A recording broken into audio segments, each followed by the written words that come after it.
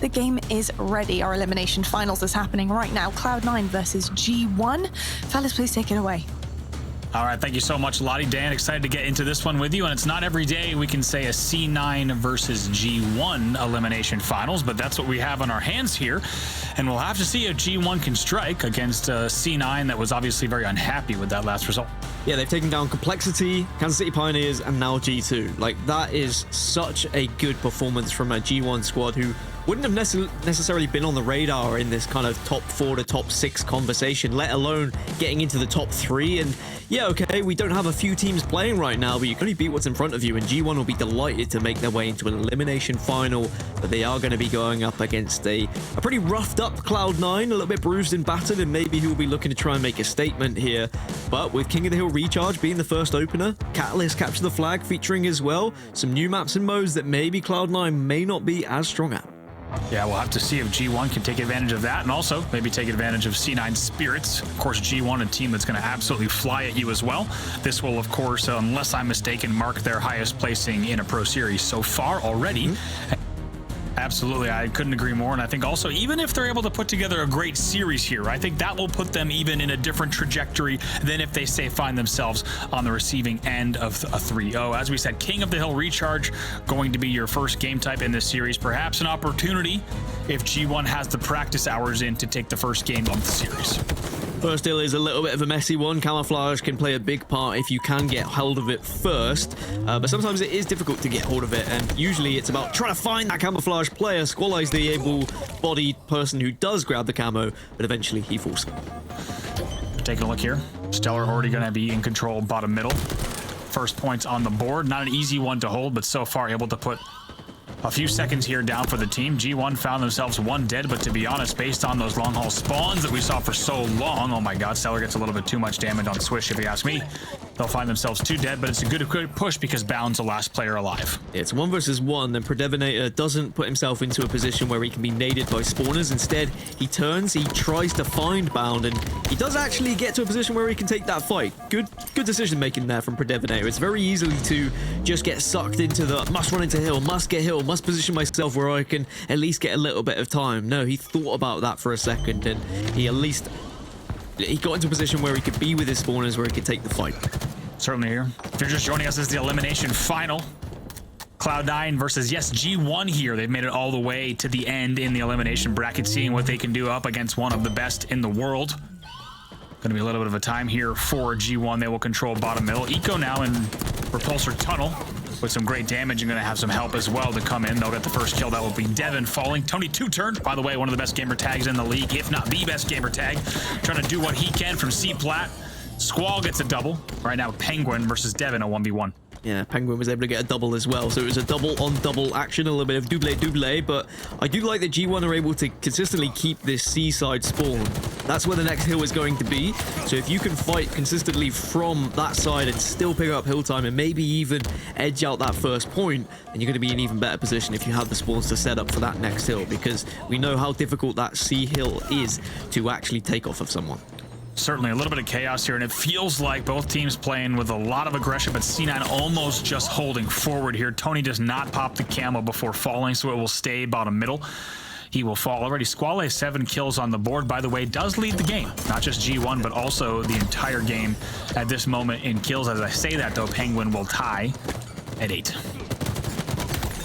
Big fight going down, big fights going down constantly, but it's another double that happens. And elsewhere, PreDevoNatoR, he's been always anchoring for his team. He's been making sure they get those spawns. He's been winning those last fights. He's been doing enough damage, but then once the team is up, that's when he starts to re-engage. That's when he starts to re-emit some damage to try and help the rest of the squad.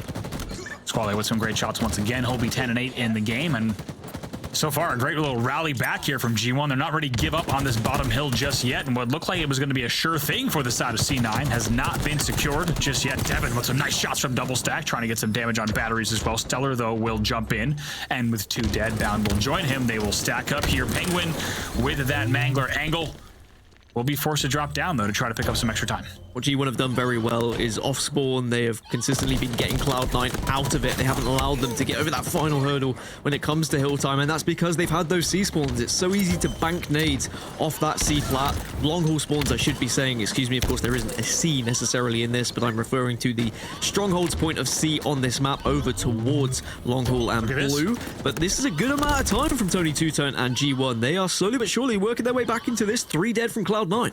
Yeah, that was 3 dead, as you say, and now the spawn's finally coming in. They were coming from Mangler and Whirlpool. Right now, they got to watch from the batteries angle. Here comes StelluR on the desperate drop. 3 dead again for just a moment here. Down to the wire. Eco's going to try to get the hero run. Will not get it. That'll be 3 dead again.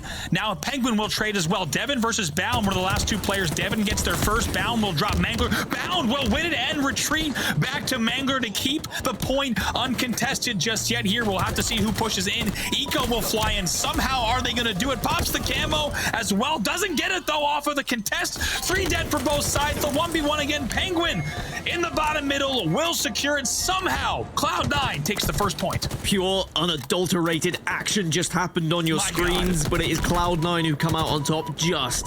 That is going to be heartbreaking though for G1 when they were so close.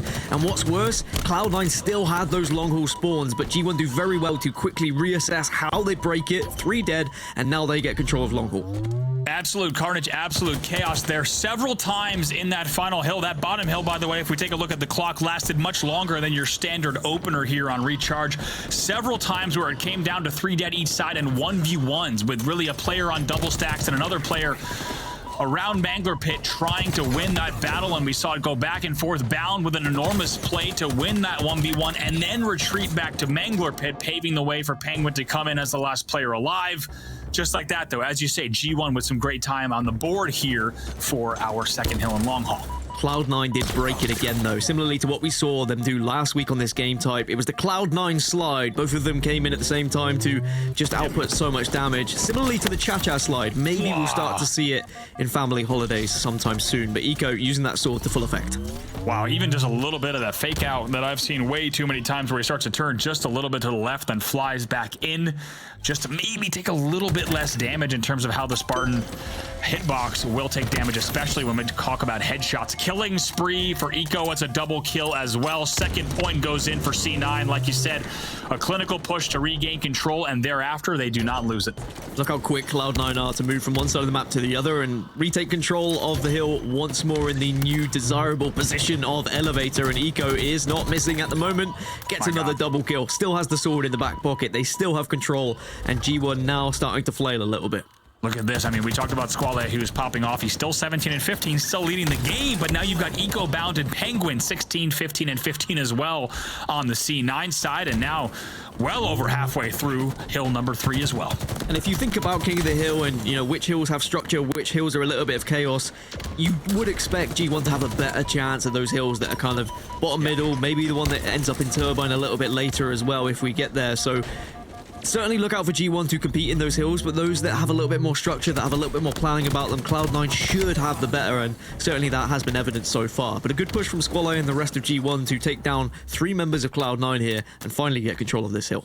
Yeah, that was 4 dead as well. Eco's first spawner, he's going to be Pipes, Bound, and he in Pipes, as you can see there, now making the push. Bound actually just goes front face batteries, not afraid to challenge.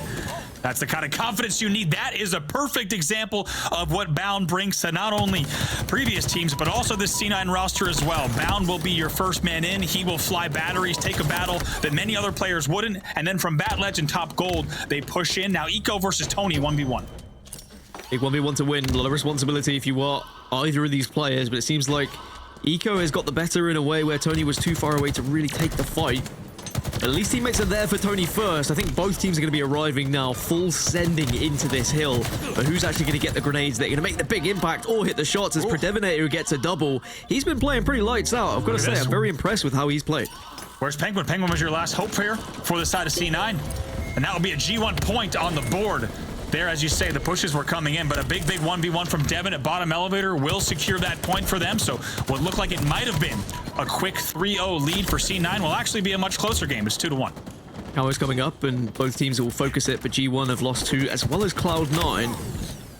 Bound jumps out to try and take a fight once more to help the rest of the team, but it's the G1 bombardment down bottom middle to ensure that Squallaye gets the camouflage, and now he can put it into effect. Cloud9 did position themselves to get some time early on in this hill, but now with G1 having the camo and having blue control, it's their chance to put some real time on here.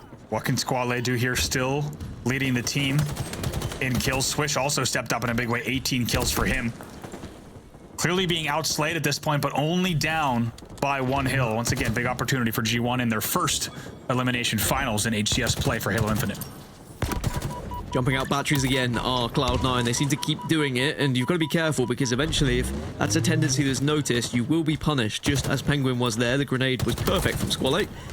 And unfortunately for Cloud9, they're a little bit sporadic at the moment, all over the place. And that means that G1 are just lapping them up because the assists are coming through, and G1... I mean, they've ran through so many teams already in this Pro League, and they are going to make a series of this one, that's for sure. And I tell you what, it feels like C9, I kind of started to talk about it the opening of the game. C9's doing a little bit of rush because we can't lose, and they're just kind of playing off of their confidence, and it's worked well so far, but right now they might pay the price. We could likely see a tie game in just a second. There you go, tied 2-2, and it's a great hold from G1 over here on our third hill at Blue Underpass. I will say, remember last week in the grand finals how close it was between Cloud9 and Optic, but it was C9 who clutched up in the very last hill to ensure they won 4-3. But with the time where it is and how long that first hill took, I don't even know if we'll get to a team being on 4 at this rate. Like, we might just have it end on this Turbine one because it's so difficult to actually secure this hill at Turbine because it is so easily contested by teams who could just flood themselves from bats over and over if you're not controlling it properly. Eco with a big momentum kill there at top control. Needed to win that one and does. StelluR's able to fly up. Toni wants to decide to bring a sword to the party if he can. And actually, if we're going to take it down, you had to think that StelluR might have been around the corner on a cat. Pays the price in the end. Swish, last player alive, 4 dead for G1. And right now, this should result in even more time. Bound also going to sneak away with the camo. That'll result in more time on the board. Happy to give his camo away by giving away his position as well, but this is what I was talking about. G1 just sending it, full sending it from batteries into hill, and if you're not holding those right angles, you do leave yourself so vulnerable, but it's a triple kill for StelluR, and I tell you what, he fancies more, but perhaps a slight over challenge there. Maybe feeling a little bit too confident. Maybe, but can you blame him there? Of course, he's going to fly out, especially here in a series like this, try to go for whatever he can. Still tied 2-2. Cloud9 with a little bit of an edge here on this 5th hill. Devin somehow picks up 1, might even get another one, an elevator if he can. The repulsor doesn't hit. We'll end up with a trade. Pznguin with last player alive for C9. We'll take a look. He's in pipes. He's going to have to retreat over here to gold. He's going to get pressure coming in and will be taken down. So for the moment, we'll see more continued time on the board for G1. And Swish is your player that is on a wild trend in this game right now, tied with Squallaye and Eco for most kills in the game. I remember chatting to Swish just before their first series on main stage back in Kansas City, and he was saying how excited he was, and I asked the team, who's your star player? Who is the guy I need to look out for? And Swish was like, he looked around, he said, yeah, probably me. He's got that confidence, and I tell you what, he deserves it, because look at G1, they are 3-2 up now, and when you consider how close, Andy, they were of getting that first hill, this game could have already been over, so they need to play in a similar way. Get that first hill this time, get over that finishing line to ensure they can win this first map. Absolutely. If you looked at the stats earlier, I believe 3 out of 4 players on G1 were just about even or negative. That has changed quite a bit as we take a look at this side, and big kills coming in from not just Swish and Squallaye, but also Devin getting on the board in a big way as well. And right now, only 1 hill away from taking game 1 off of C9. It's almost like what we saw happen to Optic back in Kansas City. They lose that winners finals, and it just means they crumble into the losers bracket and just aren't playing as well as they should be. And maybe there's elements of that for Cloud9, and they need to quickly pick their chins up. They can't let their heads drop after that winners finals, because otherwise G1 are going to be taking full advantage of it, because as we mentioned, they have nothing to lose. StelluR will go down. Points still being scored by Cloud9 though, but this hill is about to get messy.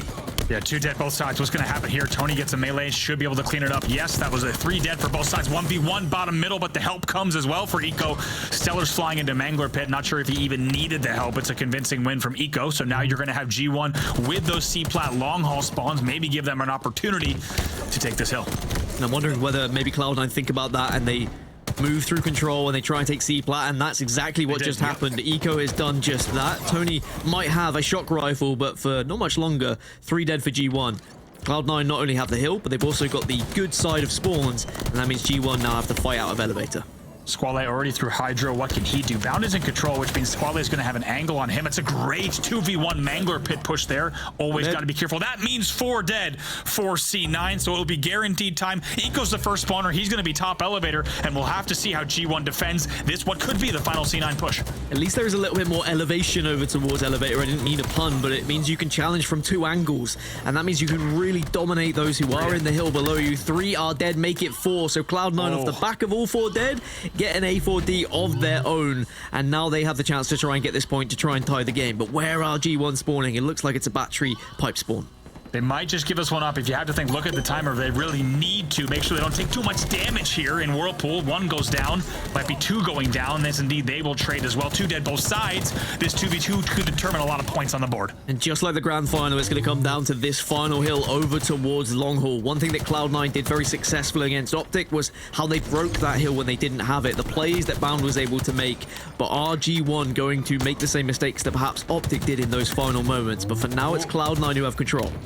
Nice rotate here from Devin, able to get that angle a little bit faster thanks to the grapple.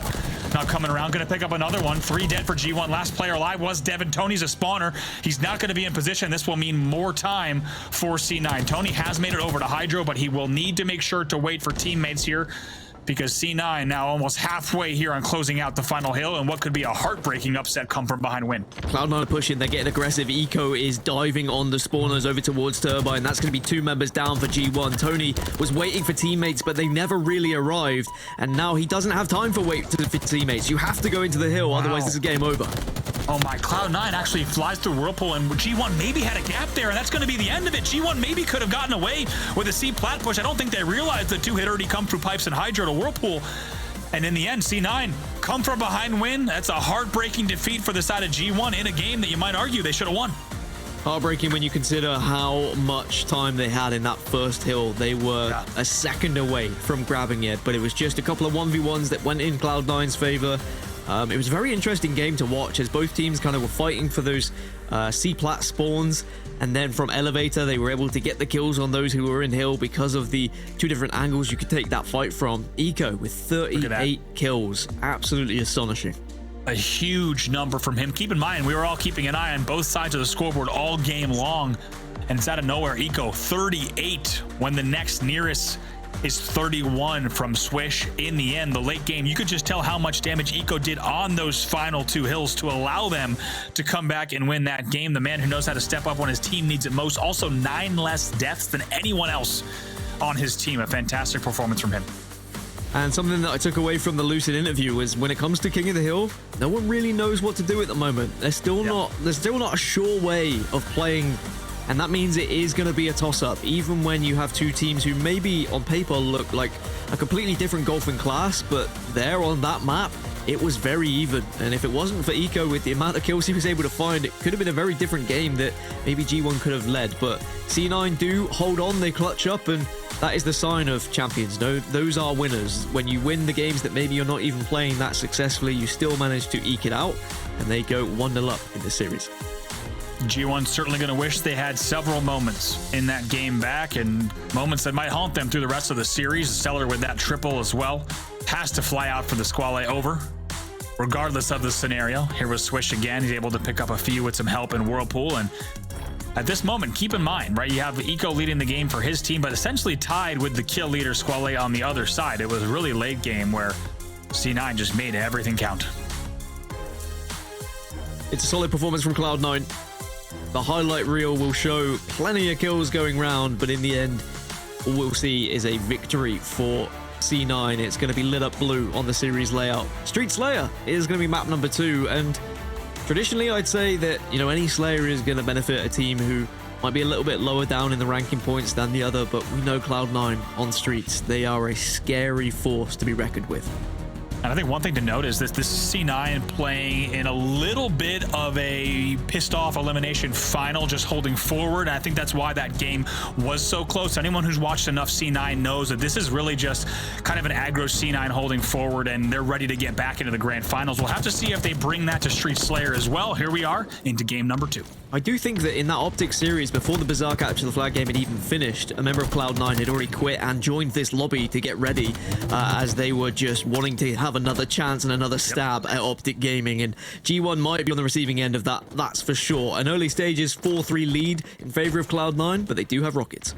Interesting there. Bound going to come away with rockets, as you say, but they will be tied 4-4. It's a great push from Swish as well, and going to double back. Bound, he has to use 2 rockets, but he'll make them count to give them a minor lead here. I think actually several players in the end, before that final clock ticked down with that final flag as well, did leave that game, as you say, something we don't always see in competitive play. And C9 had one thing on their minds: get into this series, win it as quick as you can, and then get back into the grand finals. That was 4 dead for G1 off of the second series of slays, so even though the opening might have been tied, it's now 9-5 in favor of C9. Also love the information I'm receiving from one of our producers of not too much stats to work with aside from C9 good, G1 bad when it comes to Slayer Streets, and I couldn't have put it better myself. When you look at how these teams have played throughout this tournament and most recent Pro Series, this does lean towards Cloud9, but on any given day, any team can win a Slayer. So G1, certainly don't worry just yet, don't panic. There is still a chance they could win this one, but when we start to get to around the midway point of this map, I think that'll be a telltale sign of how it's going to end up. Eco slowing things down, knows there's a player on Heaven. It's a great team shot coming in from C9. Heard a player around here as well. That's going to be Squallaye with the Bulldog, but gets bulldonted. He's going to hold that now. Eco with a Bulldog in hand, 15-9, so it was just a 10-8 game. Great patience. You saw Eco just taking his time over at A, and I'm glad we're seeing this because it tells you that C9 maybe not only holding forward here, they're also making sure they also put together the right plays in this series. But I stand behind what I said earlier, Dan. I think the type of series that G1 plays here will make a difference in terms of their season trajectory. I think they want to put up as respectful as a series as they can. Game 1 was close. We'll have to see if they can do it in game number 2 as well. They're down by 4. I mean, it does so much for your confidence as a team when you look back and you assess how you played in the Pro Series and you say, well, we came X amount of points close to beating Cloud9 on this map and that map, and they can look back at this series as well. This is such good practice for a team because Cloud9, let's be real, they're not necessarily going to scrim every single team down below top 4. They're mostly, for the part, going to play teams similarly to their level so they can get the best experience. So this is going to be G1's best opportunity to really get some playtime against the biggest and best squads here in the HCS. Done well to keep the game still within 4 here on board with Eco. Team Edge are going to be spawning back Tram. That'll allow him to push up towards Caution. As you see 2 players there, Tony's going to be alone in PD, and maybe not for long. Eco's going to be the one that knows he needs to fly in to finish this one. Not the easiest kill to finish on his own, but just going to try to wait this out. And a little bit of an awkward battle there. Finally, the help will come in from Bound, and it'll be another kill for Eco in PD as well. Great positioning and great shots onto the rail. That will extend their lead now to 5. Cloud9 have been doing that very well. They've really been isolating some of these G1 players, forcing them, backing them into a corner, like into PD, and then just hunting them down like lions looking for some prey to try and have a meal for the evening. And unfortunately, G1 just haven't really been able to escape those isolated exercises. Oh my God, look at Eco from the L just snapping to that kill on B stairs. A nice little double, and that will start what could be the C9 steamroller here, 30-22. That will give them an 8-kill advantage. And once again, it's Squallaye on the G1 side with the most numbers, but Bound and Eco now leading with 9 and 8 respectively. Eco's position is given away just purely off sound cues here, and Toni was well aware of it, will get the kill, but the damage comes from the rest of the C9 roster who will swarm, and it's another set of rockets if Pznguin gets away, but he does not. Swish, if he can grab these rockets after a double kill, fantastic chance to try and get back in this game now. Rockets can really swing in your favor. Certainly couldn't agree more. If he does not get that double, if the rockets get away, unfortunately the first one not going to connect, as I think it was Eco who's actually going to stay alive. Yes, all the way back to garbage. Might even use the thrust in order to achieve that. Nice work from Eco to force that rocket. Now only 1 rocket left, and it's a 10-kill game. It's around the halfway mark, 25 to 30 kills is when you start to see the bigger and better teams usually take a lead and show their true colors, as eventually Swish does get a kill, but Bound does fantastically there to actually get the trade. Usually you'd expect that rocket just to terminate the player he was looking at, but this is the difference with Cloud9. They do manage to get those trades that really help them keep the lead. Love how you decided to use the word terminate there. Absolutely savage term. getting a kill's not good enough. You got to terminate him. 40-28. It's a 12-kill lead now. And I think what we saw with the deny of that rocket stand is a perfect encapsulation of how C9 is approaching this series. They forced the wasting of one rocket, and they forced the trade of the other. And I think C9 has just been such a tough opponent in this game. And right now they're on the home stretch. Only 9 more kills to go. And it wouldn't surprise me, Andy, if Eco planned that. He said, look, I've got thrust. I'm going to run Totally. middle. I'm going to look for rockets, and I'm going to thrust out the way. I'm willing to put my life on the line to try and waste one of these. That is C9 all over. That is very much Eco all over with how he plays and the way his brain thinks. 44-31, 6 more required as G1 probably realizing now they are not going to get back into this game and perhaps already considering game number 3. Reminds me of an age-old Unisha quote, which I believe was thrust a lot. You can take that however you'd like, in any context that you'd like. 3 kills to go here for C9, 3 dead as well, make it 49. The kills keep coming. Devon is a first spawner, and potentially the first target. He's going to spawn Arcade, so are the rest. Bound knows it, and here comes a C9 push. Rockets have just spawned, and I think Cloud9 are going to have them. This should be the last kill. Will be the last kill. It's a killing spree for Bound, and it's a 2-0 lead for Cloud9, as it may have been close on map number 1, where King of the Hill, perhaps Cloud9 didn't really know what's going on, but when you talk about bread and butter, Cloud9 on streets, they know exactly how they want to play that map.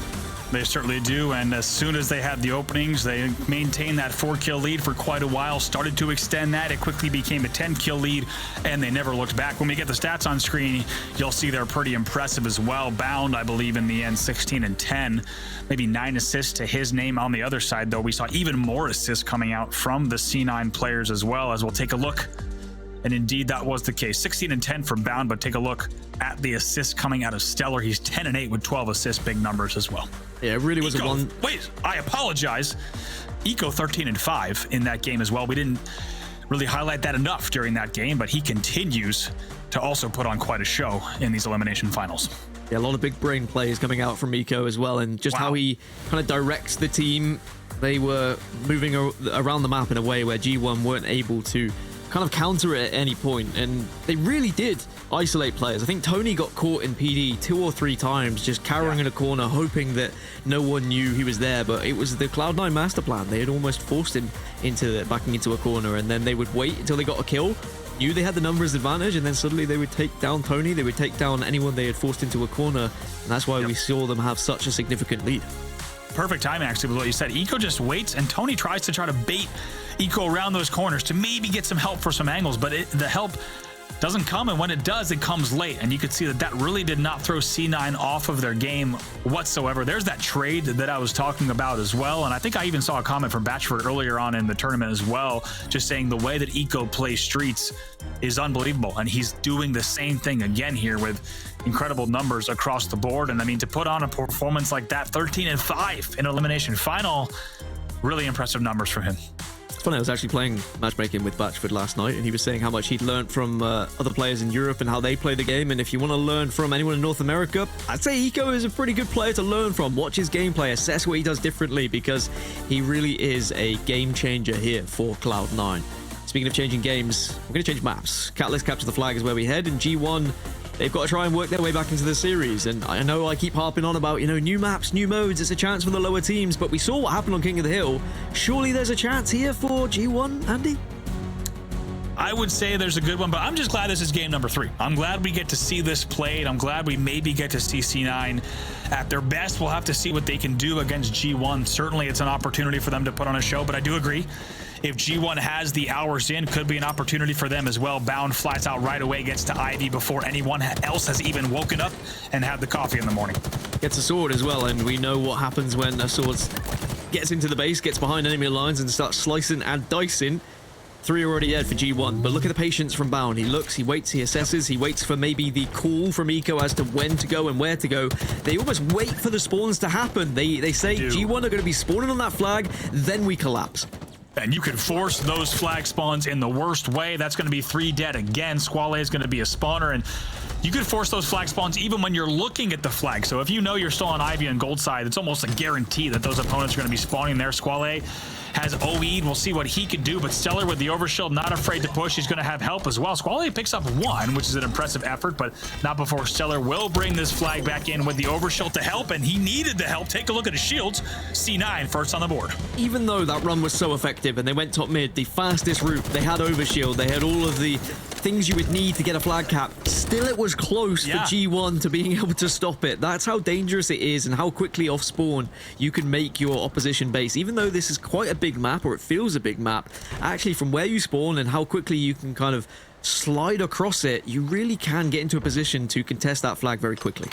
Couldn't agree more. 4 dead, and they run the flag just like you said, as fast as you can with the power up. Still, the flag barely goes in. That's how hard you have to work. That's how much you have to overslay on this game type to ensure that your flag comes home. 2 dead, though, as we say that for the side of G1. Little stutter step here from StelluR, but he will bring that flag Ivy side. And taking a look here across the map, there will be 2 fresh spawners as well. Pznguin doing whatever he can to stay alive and does well to play these angles, not taking damage, and able to re-peek once again with help from Bound. Still 2 dead, 3 dead probably in just a moment. You have to think Squallaye will indeed fall. This flag should come home as well. Maybe another one for Pznguin. Overshield's going to be popping. Toni grabbing that overshield, though, so Penguin's going to be retreated back. Flag will go in 2-0. We'll see what Toni can do with this overshield off the back of it. I feel like Pznguin just didn't really know where to look. He had so much to do there, and he was able to do the damage. And I tell you what, Pznguin missed 1, but you will not miss another. That is going to be lethal when you hit from any sort of distance, of course, but certainly when you put it in the right hands, it is going to be a weapon that is terrifying to go up against. I want to see Pznguin do some wacky grapple stuff here. He's going to do it. Let's go. Oh my God, he's doing it. Gonna grapple all the way back around for the flag as well. This is the Spider-Man nonsense I'm talking about. He's gonna grapple in all the way to the flag. And for the first time on an official HCS broadcast, you're seeing just what's possible with the grapple here on Catalyst. Gonna also start the flag run himself with 1 dead. There was so much potential, but unfortunately he only had 1 skewer bullet and he missed it, but he still gets a flag run. And G1 were all pushed out. They thought they'd done the job. They got rid of all the Cloud9 boys in their base, and then suddenly someone comes zipping on in behind you, and you've definitely got to be prepared for it. It has to stay in your brain as a potential thing that could be happening, and because of it, Pznguin's got a flag pretty much across the entirety of this map so far, but now it's going to be a big old battle in his base. Absolutely, and that moment that he had when he was grabbing the grapple, I think a lot of people were thinking the same thing that I was, that this was the opportunity. We were going to start to see people really kind of exploit and take advantage of what you could do outside of the map with the grapple, and that's exactly what he's done. Nice kill here, a cleanup. Both flags out, though, so a little bit of a flag standoff here. It's a 1v1, though, but at least Pznguin's teammates are going to be spawning closer to the flags than G1, so Swish, unfortunately, will fall, and you can see the cross-mapping from Squallaye and G1 Toni is going to be a position where they can do damage, but is it going to be enough to allow them to get across and ensure they keep that flag moving off their own? Like this from Squallaye, doing as much as he can. Can't get the finish there on Pznguin, but wisely just nades the main ramp, but bails off of it immediately. He will fall, though, so 1 dead for each side here during this flag standoff. Overshield gonna pop. G1 have been able to get these overshields, so that's one thing that's gone their way, but Cloud9 still have a 2-point lead when it comes to actual flags. But Swish with overshield and sword can do some real damage here, but Bound has done enough damage to at least get rid of that OV, and that is going to be the end of Swish's run. Flag goes in as well. Cloud9 will score again. They're up 3-0 in what may be the fastest 3 flag caps, especially uncontested, that we've seen in Catalyst. CTF so far, Devin wins a 1v1 there, but a last player alive is Swish on this push, so this should be a dead run, a dead opportunity for the side of G1. C9 just kind of regroup in their base a bit. And this is the one-sided game we were expecting with these 2 teams, and that's no disrespect to G1. I think they're going to be more than happy with the fact they find themselves in an elimination final, but I think them themselves will know what they're going up against when they are facing the likes of Cloud9, and they should be happy with how they've played game 1 in particular, how close that one was. But it seems like Catalyst capture the flag just seems to be flowing a lot better for Cloud9 right now. As I say that, a double for Squallaye maybe could start to allow them to push into this base and maybe get a flag run of their own. A nice little killing spree for Squallaye as well. Not done. Going to challenge Eco. Having some great shots, but Eco answers back with fantastic shots of his own as well. Worth noting, though, Squallaye once again tied with the most kills in the game. That's the 3rd game in a row that we've said that. He's made sure to put the kills on the board for his team in this series, that's for sure. Skewer not going to be used just yet from StelluR. He gets taken out. PreDevoNatoR gets a double kill, and now for Cloud9, they can play this probably whichever way they want.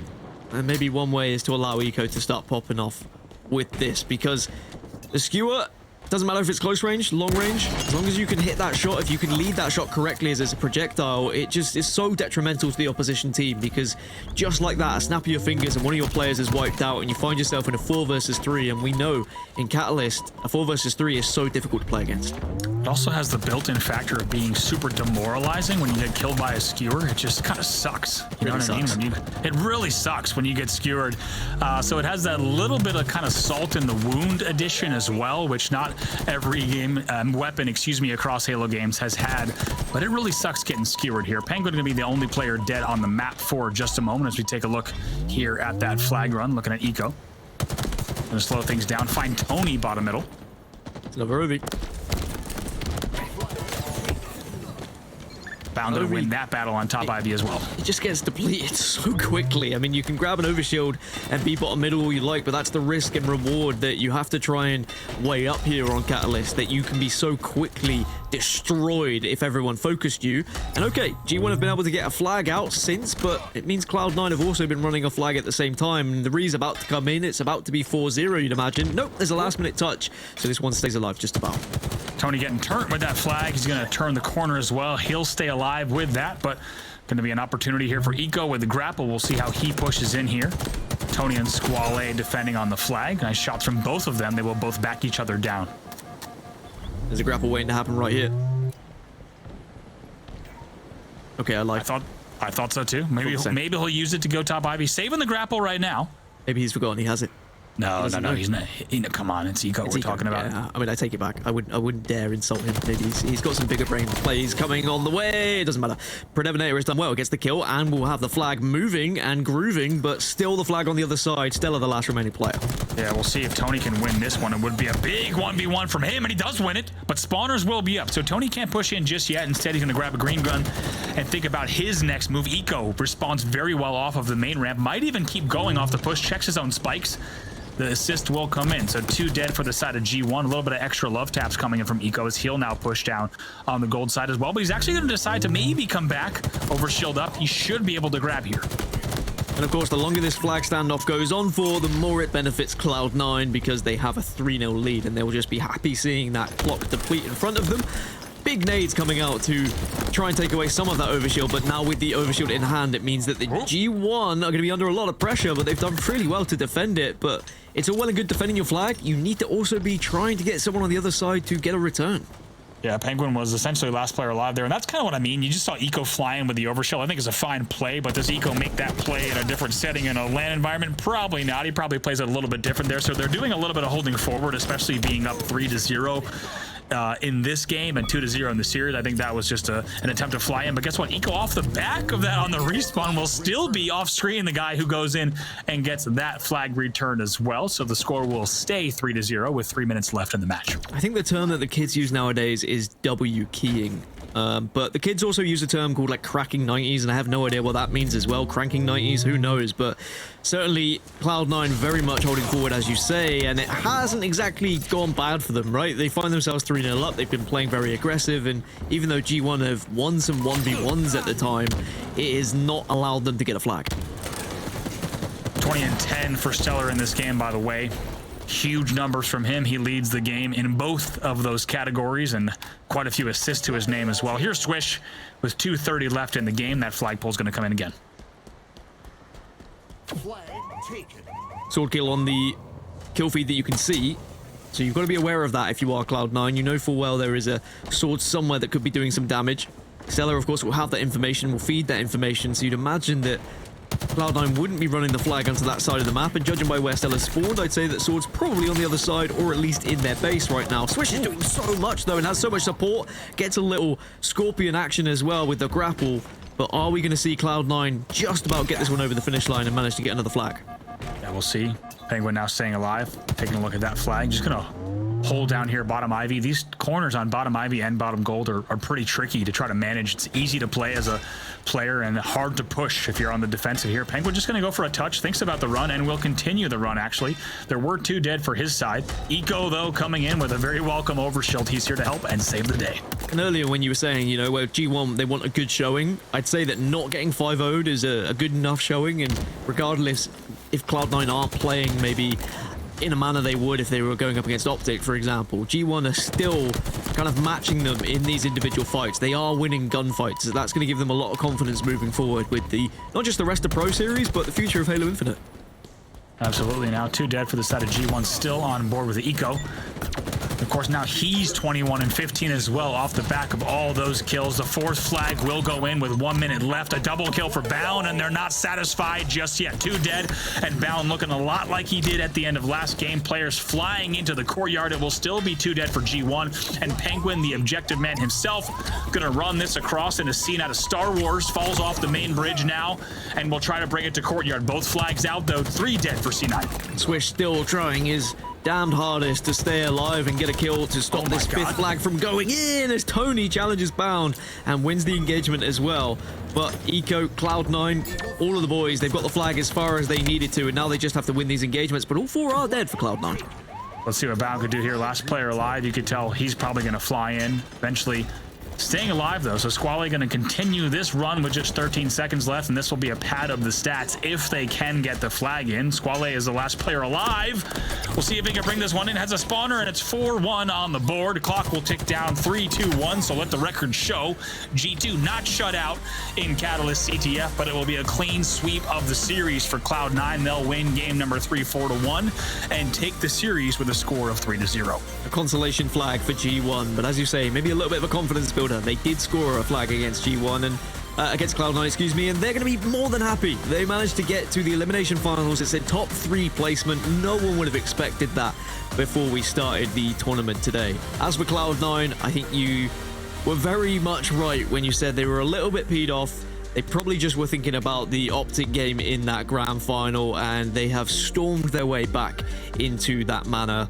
And it really was a position where they found themselves constantly over and over just running at G1, taking fights, being as fast-paced as possible, not necessarily thinking too much about structure there on Catalyst Capture the Flag, instead just continuously bombarding the base of G1.